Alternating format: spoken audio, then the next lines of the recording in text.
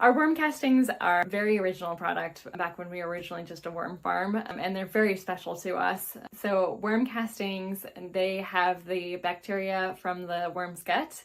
They all have different functionalities there. The worms also break down organic matter and turn that into the good, rich soil that you guys are used to. And so you'll see it's so rich and spongy with the humus that it's being created by the worms. Ours are all black, and what you'll also see if you're diving in deep into the world of worm castings is that a lot of worm farmers will actually create that deep, rich black color by using peat moss. But our entire process is peat-free.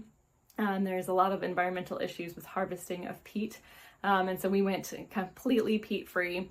But we still get that nice, deep, rich color, and the reason we get that is because of the variety of foods that our worms eat. And so they're eating a variety of different farm leavings as well as our manufacturing process leavings. And so they're getting kelp, and they're getting alfalfa, and they're getting corn stalks, and they're getting all these different really highly nutritious sources of food.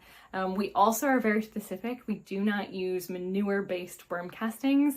And we make certain that we are not opening the door to any E. coli or salmonella that could potentially get into your vegetable garden or your farmland, which has also caused a world of trouble for different, especially farmers throughout our country.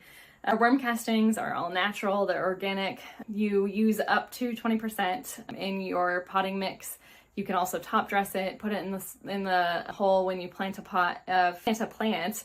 It's not going to burn the roots of the plant or anything like that, but there is other stuff that plants need besides just worm castings. And so we like to mix our worm castings in with the coco coir and make our own potting mix ourselves. And then we also have our all-purpose potting mix that includes it too.